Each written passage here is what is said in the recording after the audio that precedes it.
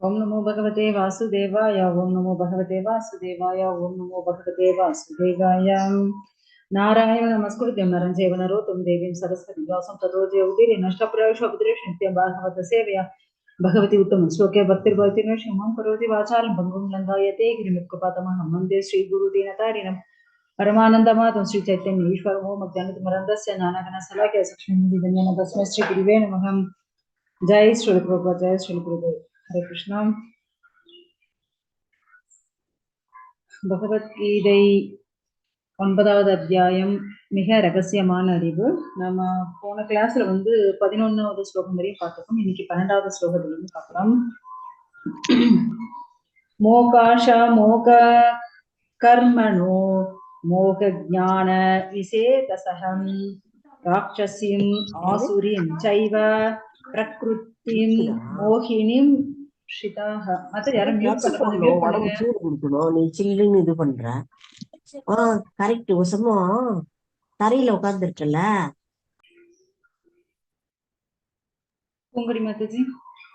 இவ்வாறு குழம்பியவர்கள் ராட்சசத்தனமான கருத்துக்களாலும் நாத்திக கருத்துக்களாலும் கவரப்படுகின்றனர். அத்தகு மயங்கிய நிலையில் அவர்களது முக்திக்கான ஆவல்கள், பலநோக்கு செயல்கள், அறிவு பயிற்சிகள் ஆகிய அனைத்தும் தோல்வியடைகின்றன. நாஸ்திக கருத்துக்கள்ல இருந்தாங்க அப்படின்னா என்ன ஆகும்? அவங்க பக்தியிலே வர முடியாது. சோ நம்ம பக்தியில வந்தா மாத்திரம்தான் பகவான் காப்பாற்றுவார். சோ பக்தியில இல்ல அப்படின்னா எப்படி காப்பாத்துவாங்க? இப்ப நீங்க பாத்தீங்க அப்படின்னா நம்ம ஆல்ரெடி பார்த்திருக்கோம். நம்ம பூனைக்குட்டியா இருக்கணுமா இல்ல குரங்கு குட்டியா இருக்குமான்னு ஒரு வாட்டி கொஸ்டின் எல்லாம் கூட கேட்டுக்கணும். ஸோ பூனைக்குட்டினா தாய் தன்னோட அந்த குட்டி எங்கேயும் போகாது. பாட்டி பால் குடிச்சு ஒரு இடத்துல கம்மு கொடுத்துட்டு இருக்கோம். தாய் என்ன பண்ணும்? இந்த குட்டி பத்திரமா எடுத்துன்னு வச்சுக்கும். ஸோ அதே குரங்கு என்ன பண்ணும்? குரங்கு தன் குட்டியை பிடிச்சிக்காது. குரங்கு குட்டி தான் அம்மாவை பிடிச்சிக்கணும். அது போல ஸோ நாம பக்தியில முழுமையாக இருந்தோம் அப்படின்னா பகவான் நம்ம கண்டிப்பா காப்பாற்றுவார். அதே அந்த பக்தியில நாம இல்லை அப்படின்னா என்ன ஆகும்? உங்களோட வாழ்க்கை ரொம்ப கஷ்டம்தான். ஏன்னா இப்ப நீங்க பாத்தீங்க அப்படின்னா பகவானே அதாவது ஒரு யானையை காப்பாத்தினார். அதே ஒரு யானையை கொன்னார். ஸோ அந்த யானையை காப்பாத்துறதுக்கான காரணம் என்ன? அந்த யானை பக்தனா இருக்குது. ஸோ அதுதான் யாரு? கஜேந்திரன். அதே போல யானையை கொன்னது எது? கோலையா பீடம். அதாவது கம்சன் ஏவிட்டான் இல்லையா? அந்த யானை கோலையா பீடத்தை பகவான் கொன்னாச்சு. அதே ஒரு குரங்க காத்தாரு, ஒரு குரங்கு கொன்னார். யாரு? சுக்கிரன் பகவானுடைய பக்தனா இருந்தா அதனால பகவான் அவரை காப்பாத்துறாரு. அதே விரோதியா இருந்த வாலி, ஸோ அதனால வாலிய கொன்னாச்சு. அதே ஒரு அத்தை மகனை காப்பாத்தினார். அதே ஒரு அத்தை மகனை கொன்னார். அது யாரு அப்படின்னு பார்த்தோம் அப்படின்னா அர்ஜுனன் ஒரு அத்தை மகன். ஸோ பகவான் என்ன பண்ணாரு? ஏன்னா அர்ஜுனன் பக்தன். ஸோ அதனால பகவான் காப்பாத்தினாரு. அதே இன்னொரு அத்தை மகன் யாரு? சிசுபாலன். அவன் எப்படி இருந்தான்? அவன் விரோதியா இருந்தான். அதனால பகவான் கொன்னாச்சு. அதே அரக்கனை ஒரு அரக்கனை காப்பாத்தினா ஒரு அரக்கனை கொன்னார்.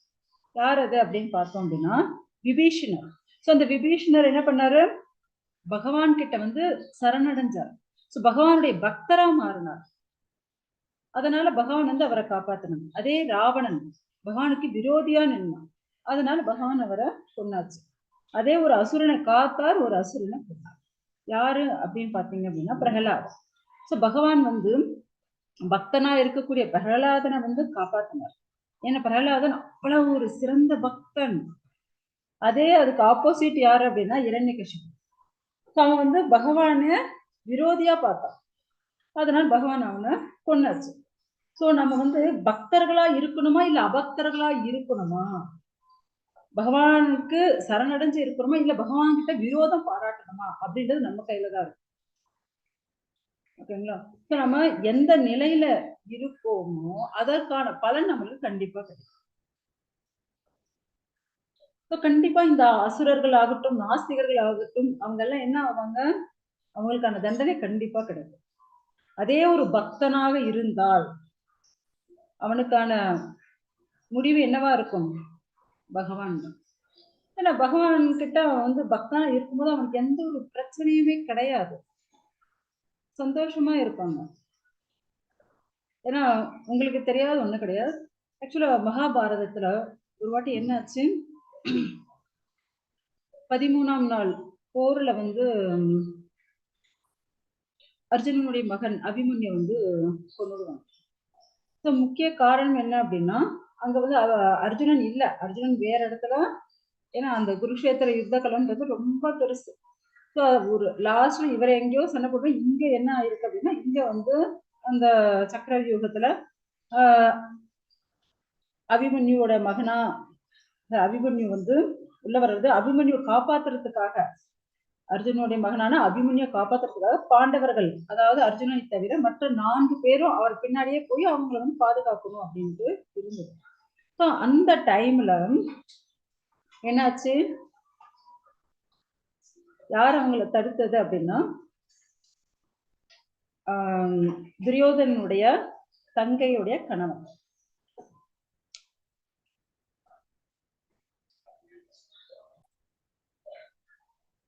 ஸோ ஜெயத்ரதன் வந்து என்ன பண்ணிட்டான் அப்படின்னா, அவன் வந்து பாண்டவர்களான அர்ஜுனனை தவிர மற்ற இருக்க 4 பேரையும் தடுத்து நிறுத்தி, அதனால தனியா அர்ஜுனன் மகனான அபிமன்யு போய் உள்ள தனியா மாட்டிக்கிறாரு. ஸோ அவங்களை வந்து அந்த 13ஆவது நாள் யுத்தத்துல கொண்டுடுறாங்க. அதனால இந்த விஷயம் வந்து அர்ஜுனனுக்கு தெரிய வரும்போது அவருக்கு அவ்வளவு ஒரு கஷ்டம், துக்கம் தாங்க முடியாம அவர் வந்து சொல்றாரு. மறுநாள் 14ஆவது நாள் போர்ல ஜெயத்ரதனை, அதாவது சூரிய அஸ்தமனத்துக்கு முன்னாடி நான் அவனை கொன்னுடுவேன்.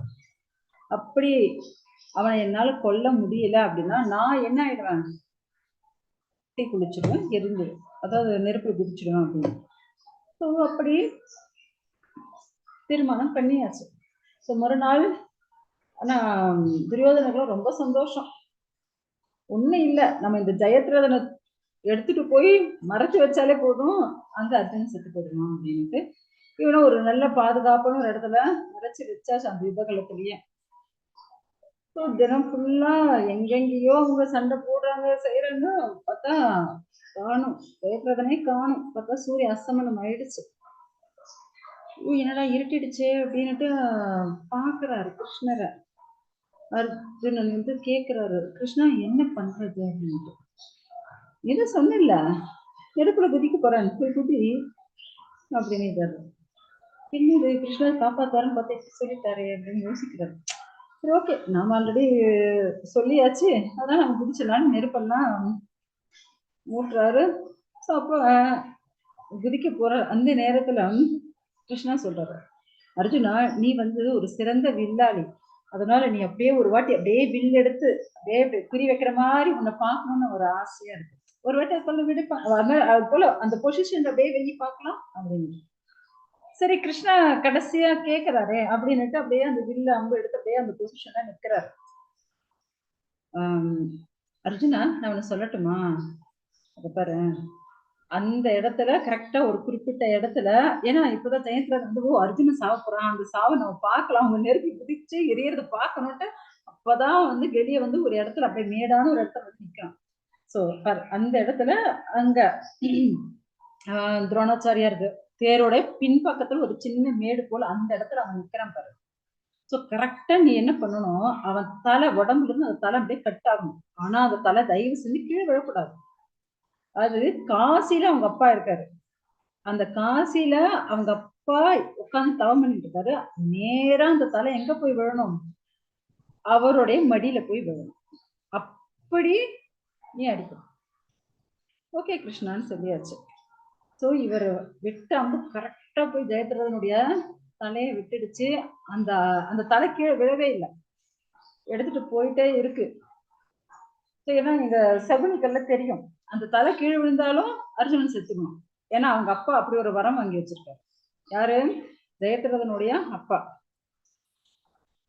அது வந்து சகுனிக்கு தான் தெரியும், வேற யாருக்கும் தெரியாது.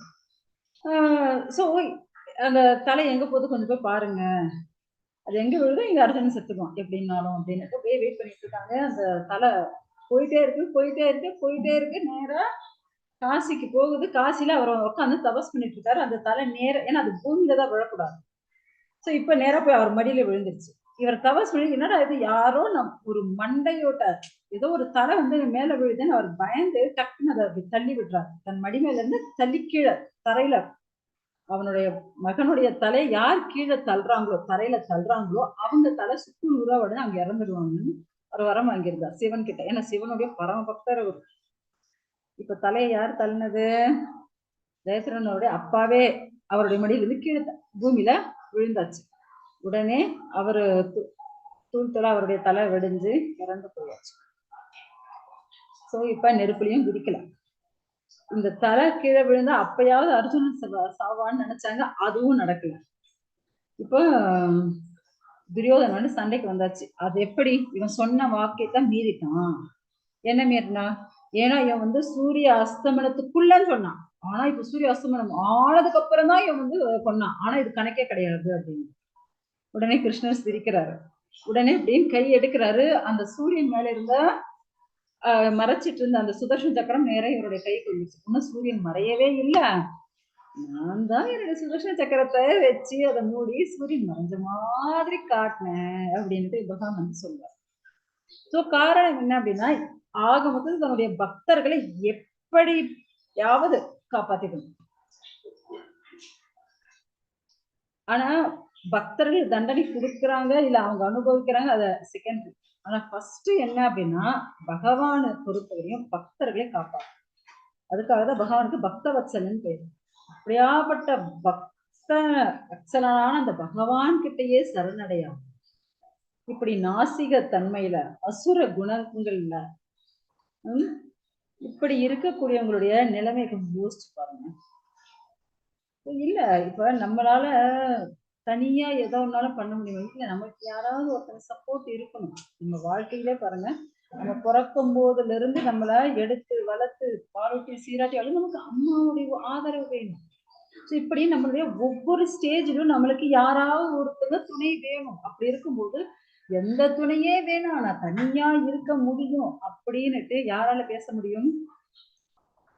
அசுர குணம் படைத்தவர்களால மாத்திரம்தான் பேச முடியும். ஏன்னா அவங்க பகவான் மேலேயே துவேஷம் பாராட்டுவாங்க.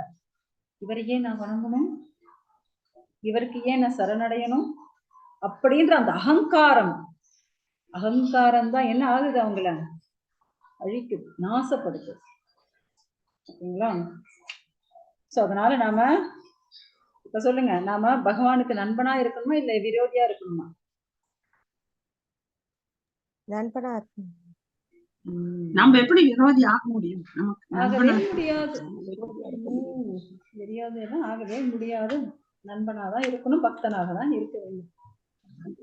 ஓகே, அடுத்த ஸ்லோகம் பார்க்கலாம். மகாத்மானஸ்து மாம் பார்த்தா தைவீம் பிரகிருதிம் ஆஷ்ரிதாம் பஜந்த்ய நன்ய மனசோ நாத்வா பூதாதின் அவ்யயம். விருதாவின் மகனே, குழப்பமடையாத மகாத்மாக்களோ தெய்வீக இயற்கையின் பாதுகாப்பில் உள்ளனர். அவர்கள் பரமபுருஷ பகவானான என்னை ஆதி புருஷனாகவும் அழிவற்றவனாகவும் அறிந்து எனது பக்தி தொண்டில் பூரணமாக ஈடுபட்டுள்ளனர். ஹரே ஹரே கிருஷ்ண. மற்ற யாரும் மியூட் பண்ணல, கொஞ்சம் மியூட் பண்ணிடுங்க. இங்க வந்து பகவான் என்ன சொல்றாரு? பிதாவின் மகனே. சோ என்னுடைய பக்தர்கள் எப்படி இருப்பாங்க அப்படின்னா, குழப்பமடையா. ஏன்னா அவங்களுக்கு குழப்பமே இருக்காது, ரொம்ப சிம்பிள். எப்பவுமே அவங்க என்ன பண்ணுவாங்க? பகவானே நான் உன்னை சரணடைஞ்சிட்டேன், அவதான் முடிஞ்சிச்சு, அதுக்கு மேல பார்த்துக்கோ, எனக்கு என்ன வந்துச்சு, எல்லாம் பகவான் பார்த்துப்பாருன்னு அவங்க பாட்டி ஆறாம இருந்துடுவாங்க. ஆனா அவங்களை காப்பாத்துறதுக்காக காலம் ஃபுல்லா அவங்க பின்னாடி ஓடிட்டு இருக்கிறது யாரு? பகவான் தான். சோ ஒரு வாட்டி என்ன ஆச்சு அப்படின்னா, ஒரு 2 பணக்காரங்க, ஸோ அவர் அப்பதான் வந்து வண்டியில இறங்குறார். அதாவது அந்த காலத்துல இந்த குதிரை வண்டியில வருவாங்க இல்லையா, அப்படி. ஸோ அந்த குதிரை வண்டி பின்னாடியே அந்த ஜமீன்தார் பின்னாடியே அந்த நாய் ஓடி வருது. ஸோ அந்த நாய் வந்து கோவில் வெளியவே நிக்குது. ஸோ கொஞ்ச நேரத்துல இன்னொரு குதிரை வண்டியில இன்னொரு ஜமீன்தார் வருவார். அவர் பின்னாடி ஒரு நாய் வருது. ஏன்னா அது ரெண்டுமே அவங்க வளர்க்குற நாய்ங்க. அவரும் கோவிலுக்குள்ள போயாச்சு. இங்க இந்த 2 நாயும் என்ன ஆச்சு அப்படின்னா, இந்த 2 நாயும் இதெல்லாம் கொஞ்சம் பணக்கார நாய்ங்க, பார்க்கும்போதே தெரியும் இல்லையா? சில பணக்காரங்க வீட்டுல எல்லாம் எப்படி இருப்பாங்க, அது போல இந்த 2 பணக்கார நாய்ங்க என்ன ஆகுது, ஒன்னோட ஒண்ணு சண்டை போட்டு கட்டிச்சு செம்மையா. ஒன்னும் பயங்கர சண்டை போட்டு அங்கேயே 2ம் உயிரை விட்டுடுது கோயில் வெளியில. சோ அந்த 2 ஜமீன்தாரும் உள்ள பகவான் எல்லாம் தரிசனம் பண்ணிட்டு கும்பிட்டு இவங்க 2 பேரும் வெளியே வராங்க. வந்து பார்த்தா 2 நாயும் செத்து கிடக்கு. சோ அங்க இருந்தவங்க எல்லாம் சொல்றாங்க, ஐயோ இந்த 2 நாய் பயங்கரமா சண்டை போட்டுச்சு, அதனால 2 ஒன்னோட ஒண்ணு கடிச்சு இது போல இறந்து போச்சு அப்படின்னு. உடனே இந்த 2 ஜமீன்தாரங்க என்ன பண்ணாங்க, 2 பேரும் சண்டை போட்டுக்க ஆரம்பிச்சாச்சு. இவன் அவன் அடிக்க, அவன் இவன் அடிக்க, பயங்கரமான சண்டை நடக்குது. சோ இத வந்து ஒரு பக்தர் பாக்குறாரு. கடைசியில என்ன ஆகுதுன்னா, ஒருத்தர் சண்டை போட்டு ஒருத்தர் துப்பாக்கி எடுத்து மாத்தி மாத்தி சுட்டு செத்து அவங்களும் செத்து போறாங்க. ஒரு பக்தர் பாக்குறாரு, ஒண்ணும் இல்ல, அந்த ஒரு நாய்க்காக ஒரு மனுஷன் தன் நாய் செத்து போச்சுன்ற அதையே தாங்க முடியாம இப்படி சண்டை போட்டு அவன் தான் உயிரையே விட்டுட்டான். அப்படி இருக்கும்போது நான் வந்து பகவானே, ஏன்னா இவரும் ஒரு பெரிய அந்த பக்தன் வந்து ஒரு பெரிய பணக்காரர் தான். சோ அவர் வந்து இதெல்லாம் பார்த்துட்டு இருக்காரு. பார்த்தாரு, உடனே நேரா போனாரு.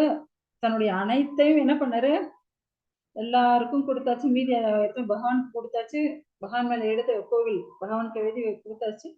நேரா பகவான் கிட்ட போறாரு. பகவானே, நான் உன்னுடைய நாய், இனிமே நீதான் என்ன பார்த்துக்கணும். ஏன்னா ஒரு வாயில்லாத ஜீவராசியை பார்த்துக்கக்கூடிய மனுஷனுக்கே இவ்வளவு பாசம் இருக்கு அந்த நாய் மேல அப்படின்னா, சோ பகவானுக்கு, பகவானே நான் உன்னுடைய நாய், அப்படின்னா பகவான் என்னை எவ்வளவு நல்லா பார்த்துப்பாரு அப்படின்னுட்டு அந்த பக்தன் என்ன பண்ணிட்டான் அப்படின்னா, பகவானே நான் உன்னுடைய நாய், நீ பக்த வச்சலன் இல்லையா, நீ எப்படினாலும் என்னை காப்பாத்துறது எனக்கு தெரிஞ்சிருச்சு. அதனால இனி நான் வந்து போய் பிசினஸ் எல்லாம் பண்ண மாட்டேன், வியாபாரம் பண்ண மாட்டேன், நான் எனக்காக எதையும் பண்ணிக்க மாட்டேன், நான் ஒன்லி நாமஜபம் பண்ணிட்டு உன்னையே கதின்னு கிடப்பேன் அப்படின்னுட்டு எல்லாத்தையும் பகவானுக்கே கோவில் மேல எழுதி வச்சாச்சு. அவரோட அனைத்து சொத்தையும் கோவிலோட உட்கார்ந்து வச்சவர். சோ இப்படி எல்லாம், ஏன்னா அவருக்கு வந்து வேற எதுவுமே விருப்பம் கிடையாது. கடைசியில அவர் என்ன ஆனாரு அப்படின்னா, அந்த பகவானே வந்து கடைசியில அவரை வந்து அழைச்சிட்டு போனார். காரணம் என்ன அப்படின்னா, அந்த பக்தி பாவம். சோ அதனால என்ன ஆகுது அப்படின்னா, பகவான் பார்க்கிறாரு. சோ நான், இது எனக்கான வேலை, இது எனக்கான பிசினஸ், இது எனக்கான இது நான் பண்ணணும், நான்னுட்டு ஜனங்க அப்படி சுத்திட்டு இருக்கும்போது பகவான் வந்து ஓகே அவன் பண்ணிக்கிறான், என்னால பண்ண முடியும்னு அவன் தைரியமா இருக்கான் இல்லையா, அதனால பிரச்சனை இல்லைன்னு கம்மான்னு பகவான் வந்து விட்டு வச்சுருவாரு. பகவானே, என்னால பண்ண முடியாது, எல்லாம் நீதான் பண்ணணும், எனக்கு தெரியாது, நீ கொடுத்தா சாப்பிடுவேன், இல்லைன்னா பரவாயில்ல நான் இப்படியே பட்டினி அப்படின்னுட்டு பகவான் வந்து ஃபுல் டிபெண்ட் ஆகி இப்படி பக்தர்களா அனைத்தையும் பகவான் கிட்ட கொடுத்துட்டு உட்கார்ந்துட்டு இருக்கோம்னா பகவான் என்ன பண்றது, அவரே தான் ஓடி வரணும். ஸோ அப்படியாப்பட்ட பக்தர்கள் எல்லாம் இருக்குங்க. ஸோ நீங்க பாத்தீங்க அப்படின்னா, இந்த கண்டி மாலை, நாங்க என்ன அந்த துளசி மாலை, கண்டி மாலை போட்டோம். அந்த காலத்துல, அந்த காலம் அப்படின்னா இப்பவும் இருக்கா என்னன்னு தெரியல. ஸோ ஏன்னா நான் குழந்தையா இருக்கும்போது எங்க வீட்டுல எங்க ஒரு நாய் இருக்கும். ஸோ அதுக்கு வந்து அந்த காலத்துல இந்த நாய் எல்லாம் பிடிக்கிறதுக்கு வருவாங்க முனிஸ்பாட்ல இருந்து. அப்ப வந்து நம்ம வீட்டு நாயா இருந்தா அங்க முனிஸ்பாட்ல போய் நம்ம வந்து காசு கொடுத்து நம்ம அட்ரஸ் எல்லாம் ஃபில்அப் பண்ணிட்டு அதுக்கப்புறம் அவங்க வந்து அந்த நம்பர் டாலர் ஒண்ணு கொடுப்பாங்க. ஸோ இந்த நம்பர் இருக்கிற நாய் வந்து இவங்க தான் ஓனர் அப்படின்ட்டு அதுல வந்து இருக்கும்.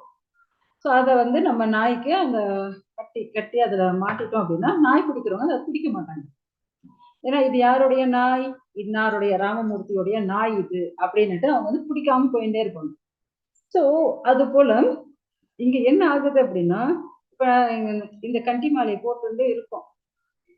சோ நாங்கெல்லாம் யாருடைய நாய், கிருஷ்ணருடைய நாய். எங்களை வந்து யார் பிடிக்க முடியாது, யம தர்மராஜாவோ இல்ல யம தூதர்களோ எங்ககிட்டயே வர முடியாது. ஏன்னா கிருஷ்ணருடைய நாய் நான். அப்படி இருக்கும்போது என்ன வேற யாராவது வந்து பிடிக்க முடியுமா என்ன? யாருக்கு அவ்வளவு தைரியம் இருக்கு? சோ கிருஷ்ணரே வந்துதான் கூட்டிட்டு போகணும். ஓகேவா?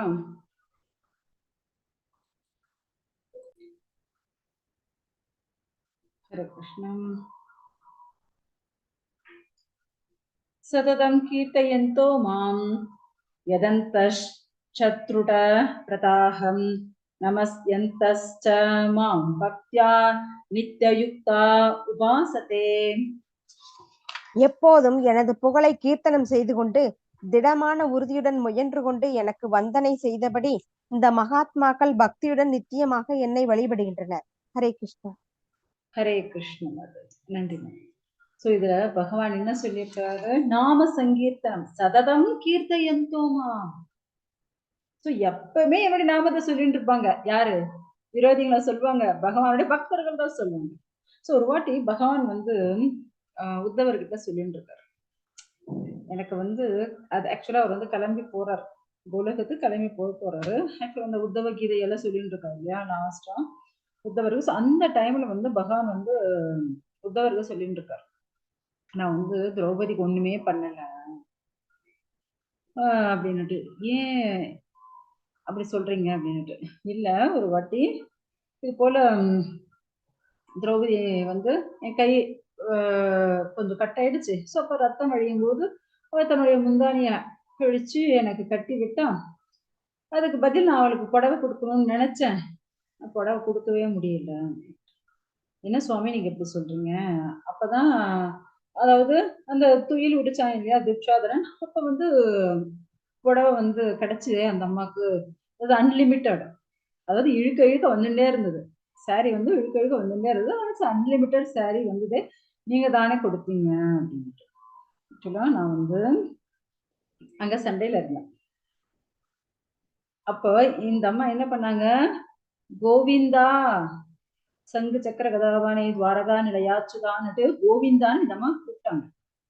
சோ அந்த கோவிந்த நாமமே பகவான், அந்த கோவிந்த நாமமே புடவை கொடுக்க ஆரம்பிச்சிருச்சே தவிர நான் என் கையால கொடுக்கணும்னு ஆசைப்பட்டேன், நான் கொடுக்கவே முடியல.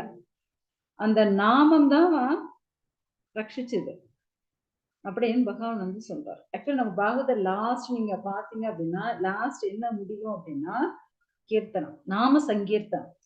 சதத கீர்த்தயந்தோமாம். இதேதான் நம்ம இப்ப படிக்கிறோம் பாருங்க, இதேதான் நம்ம பாகவதத்துல 12வது ஸ்கந்தத்துல லாஸ்டா பார்க்கக்கூடிய ஸ்லோகம் இதுதான். சோ கீர்த்தனம், நாம சங்கீர்த்தனம், அதுதான் ரொம்ப ரொம்ப இம்பார்ட்டன்ட் அப்படின்னுட்டா நமக்கு பாகவதம் முடியுமே. சோ அப்படியாப்பட்ட அந்த நாம சங்கீர்த்தனம் யார் பண்ணுவாங்க? பக்தர்கள். ஏன்னா அவங்க ரொம்ப திடமான உறுதியோட பகவானை நாம ஜபம் பண்ணிட்டே இருப்பாங்க, வந்தனை செய்துட்டே இருப்பாங்க. சோ இவங்கெல்லாம் எப்படியாப்பட்டவர்கள்? இவங்க எல்லாம் பக்தர்கள், மகாத்மாக்கள். ஏன்னா முழு நம்பிக்கையோட நித்தியமான பக்தியோட. ஹரே கிருஷ்ணா. சோ ஒரு சாதாரண மனுஷனா நம்ம இருக்கோம். ஆனா ஒரு மகாத்மாவை எப்ப நம்மளால மாற முடியும் அப்படின்னா, எப்ப ஒருத்தன் திடமான பக்தியோட பகவானுடைய நாம சங்கீர்த்தனம், அதாவது நித்திய சேவகனாக மாறுறானோ அவன் தான் மகாத்மாவாக இருக்க முடியும். அவன் எப்படி இருக்கணும் அப்படின்னா, எப்பவுமே சாக்ஷாத் புருஷோத்தமரான, அந்த புருஷோத்தமரான முழுமுதற் கடவுள் ஸ்ரீ கிருஷ்ணருடைய புகழை கீர்த்தனம் செய்யக்கூடியவனா இருக்கும், எப்பவுமே நாம ஜபம் செய்யக்கூடியவனா இருக்கும். அப்படியாப்பட்டவங்க தான் யாரு? மகாத்மாக்கள்.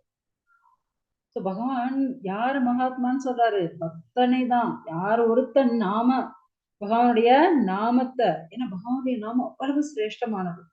பகவானுடைய நாம ரூப குண லீலைகள், ஏன்னா பகவானுடைய நாமம் புனித நாமம், நித்திய ரூபம், திவ்யமான குணங்கள் பகவானுடையது, விசேஷமான லீலைகள் கொண்டது. சோ இதையெல்லாம் யாரு சொல்றாங்களோ அவங்கதான் யாரு? மகாத்மாக்கள். அவங்களால மாத்திரம்தான் பகவான் ஸ்ரீ கிருஷ்ணர் மேல பற்றுதல் வைக்க முடியும், உண்மையான அன்பு பக்தி வைக்க முடியும். ஓகேங்களா? அடுத்த ஸ்லோகம் பார்க்கலாம். ஞான யஜ்ஞேன சாப்யன்யே யஜந்தோ மாம் உபாசதே ஏகத்வேன ருதத்வேன பஹுதா விஸ்வதோ முகம். ஞான யாகத்தில் ஈடுபட்டிருக்கும் பிறர் பரமபுருஷரை தன்னிகரற்றவராகவும் பலரில் வேறுபட்டவராகவும் விஸ்வரூபத்திலும் வழிபடுகின்றனர். ஹரே கிருஷ்ணா. ஹரே கிருஷ்ணா. ஹரே கிருஷ்ணா மதன். சோ இப்படியாப்பட்டவங்க, அதாவது நம்ம பார்த்தோம் அப்படின்னா இவங்க எல்லாம் என்ன அப்படின்னா ஞானிகள். ஏன்னா ஞானிகள் வந்து பகவானுடைய அந்த விஸ்வரூபம், பகவானை பற்றி, பகவான் எப்படி இந்த உலகத்தை சிருஷ்டிச்சார், சோ எப்படி அந்த விஸ்வரூபத்துல இருந்து ஒவ்வொரு அங்கத்துல இருந்து ஒவ்வொன்னு பகவான் வந்து எப்படி வந்தது, சோ இத வந்து அந்த ஞானிகள். சோ அப்ப அந்த ஞானிகள் எங்க போவாங்க அப்படின்னா பிரம்மஜோதி. ஏன்னா அவங்க வந்து அந்த பக்தி பாவத்துல இருக்க முடியாது. இவங்க வந்து ஞான அந்த ஞானத்தின் மூலமாக அவங்க வந்து இருக்கிறாங்க. ஆனா அந்த பக்தர்கள் என்ன, பகவானை தவிர வேற எதையுமே அவங்க வந்து தெரிஞ்சு விருப்பப்படுறதுல பகவான் சிரேஷ்டம், அவ்வளவுதான். அவருடைய நாம சங்கீதம், அவருடைய லீலைகள், அவருடைய குணங்கள், இதை பத்தி பேசிட்டே இருப்பாங்க. ஆனா ஞானிகள் அப்படி கிடையாது. எப்படி பகவான் இந்த உலகத்தை சிருஷ்டிச்சார், இந்த பஞ்சபூதத்தான இந்த உலகம் எப்படி உருவாக்கப்பட்டது, எது எது எவ்வளோ, அதாவது இப்ப ஒரு சமையல்னா எது எது எவ்வளவு போடணும் அப்படின்னுட்டு அந்த மெஷர்மெண்ட் இருக்கு இல்லையா, சோ அந்த மெஷர்மெண்ட்ல இருந்து எல்லாத்தையும் தெரிஞ்சுக்குவாங்க. சோ அது போல இவங்க என்ன பண்ணுவாங்க, பகவான் எப்படி எப்படி எதை எதை எப்படி மிக்ஸ் பண்ணி எதை கிரியேட் பண்ணார், எதை எதை எப்படி கிரியேட் பண்ணியிருக்காரு, சோ அப்படின்ட்டு அதெல்லாம் தெரிஞ்சுக்குவாங்க. அதாவது என்ன, ஒரு சயின்ஸ் தெரிஞ்சுக்கிறாரோ இவங்க வந்து அப்படியே தெரிஞ்சுக்குவாங்க. ஓகேங்களா. சோ இப்படி இந்த ஞானிகள் இவங்க வந்து எப்பவுமே பகவானுடைய அந்த அந்த கிரியேஷன் அதை பற்றி இவங்க வந்து நினைச்சுட்டு அதை வந்து பண்ணிட்டு இருப்பாங்க. ஸோ இதுக்கும் கீழான ஒரு லெவல்ல இருக்காங்க சிலர். ஸோ அவங்க எல்லாம் எப்படி இருப்பாங்க அப்படின்னா, ஏன்னா முதல்ல நம்ம பக்தனை பார்ப்போம். பக்தன் எப்படி இருப்பான், அவன் வந்து பூனைக்குட்டி போல அவன் பாடி பக்தி பண்ணிட்டு ஒரு இடத்துல இருக்கணும். நெக்ஸ்ட் ஞானிகள், அவங்க எப்படின்னா குரங்கு குட்டி போல, அவங்க பகவானை டைட்டா பிடிச்சிட்டு இருப்பாங்க. அது போல இப்ப அதை விட இன்னும் நெக்ஸ்ட் லெவல் இன்னும் கீழே எப்படி இருப்பாங்க அப்படின்னா, இவங்க வந்து தன்னையே இறைவனுக்கு சமமா, நானும் இறைவன் ஒண்ணுதான், நானே இறைவன், அகம் பிரம்மாஸ்மி அப்படி, அது நானே இறைவன் அப்படின்ட்டு பேசுற ஒரு கூட்டம். ஓகே, அடுத்தது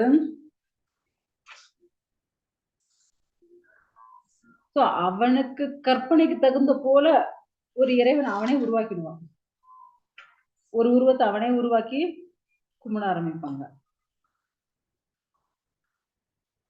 அப்படி இல்லை அப்படின்னா பகவானுடைய விஸ்வரூபம், ஏன்னா பகவானுடைய விஸ்வரூபம் நம்ம வந்து 11வது அத்தியாயத்துல பார்ப்போம். பகவானுடைய விஸ்வரூபம் வந்து நான் ஆக்சுவலா அதாவது அன்னைக்கு 11 o'clock தமிழ் கிளாஸ் விஸ்வரூபம் யாரெல்லாம் கேட்டீங்க மாதாஜி, அந்த கிளாஸ் நான் அனுப்பியிருந்தேன் இல்லையா, யார் கேட்டீங்க?